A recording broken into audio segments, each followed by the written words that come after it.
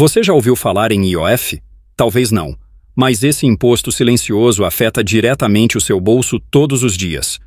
Enquanto você trabalha, paga contas, tenta poupar ou financiar algo importante, o governo está de olho em mais uma fatia do seu dinheiro e quer aumentar ainda mais essa cobrança.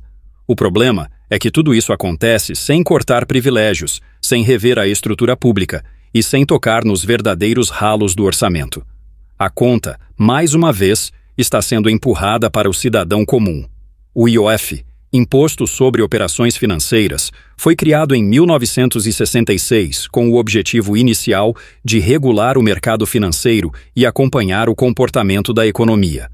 Mas, ao longo das décadas, ele deixou de ser apenas um instrumento de controle e passou a funcionar como uma fonte constante e significativa de arrecadação para o governo federal. E hoje, ele está presente em quase tudo: empréstimos, câmbio, cartão de crédito internacional, investimentos de curto prazo, seguros e até financiamentos. Você faz um empréstimo de 10 mil? Paga IOF. Compra dólares para uma viagem? IOF. Usa o cartão de crédito no exterior? IOF.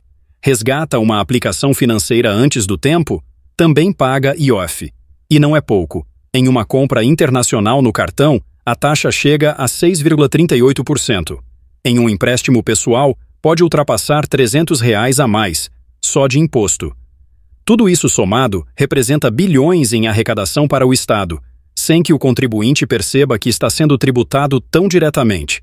O mais grave é que o IOF é um dos impostos mais injustos do sistema. Ele afeta de forma desproporcional quem menos tem.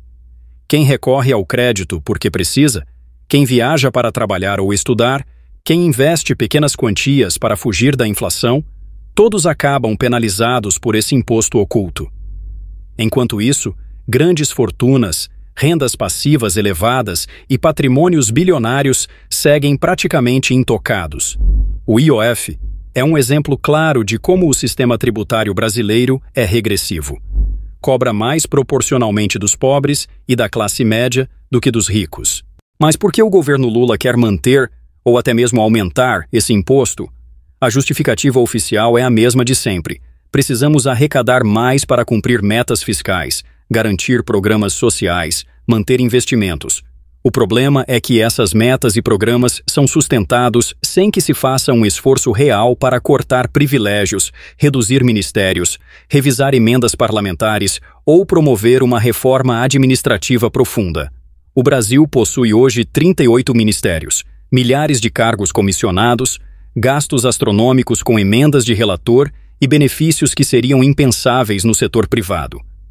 Só as emendas parlamentares para 2024 passam dos 53 bilhões de reais. E ainda assim, ao invés de cortar, o governo prefere aumentar impostos como o IOF, que são cobrados de forma silenciosa, embutida nas operações do dia a dia. Isso mostra uma escolha clara. O Estado prefere arrecadar mais do que gastar melhor.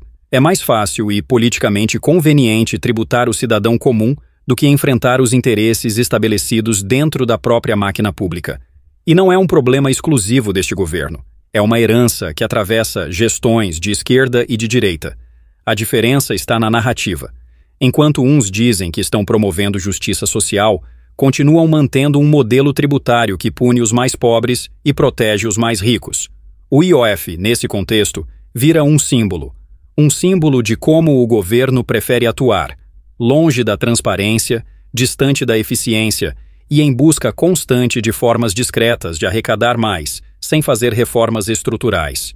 O brasileiro paga imposto no combustível, na comida, na energia, na conta do celular, no salário e agora também em qualquer movimentação financeira que faça. E muitas vezes nem percebe. Esse modelo está esgotado.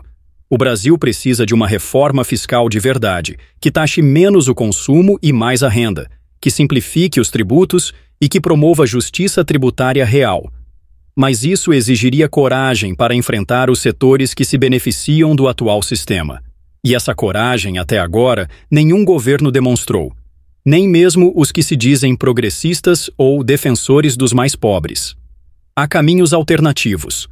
O governo poderia rever os gastos com emendas parlamentares, cortar ministérios, reduzir a máquina pública, promover uma reforma administrativa que elimine desperdícios e privilegie o mérito. Poderia também taxar grandes fortunas, dividendos e corrigir distorções que fazem com que milionários paguem proporcionalmente menos imposto do que um assalariado.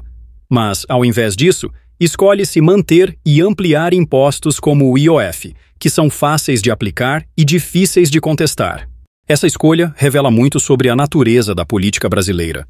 Ela prefere o caminho da menor resistência, e esse caminho, invariavelmente, passa por quem tem menos força para reagir, o cidadão comum.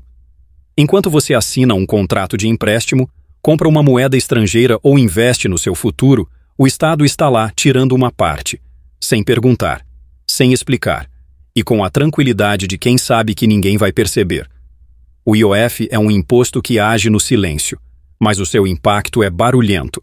Ele encarece o crédito, restringe investimentos e agrava a desigualdade. É por isso que entender o IOF é entender mais do que um imposto. É entender a lógica de um sistema que precisa ser reformado urgentemente. E enquanto isso não acontece, você segue pagando a conta. Se você concorda com essa análise, compartilhe este conteúdo. Comente o que você pensa sobre essa política tributária. Se inscreva no canal e acompanhe os próximos vídeos. Aqui você não recebe propaganda. Recebe análise direta, sem filtro, sem maquiagem, porque é assim que se faz jornalismo político sério, porque é assim que você entende o que realmente está em jogo na política brasileira.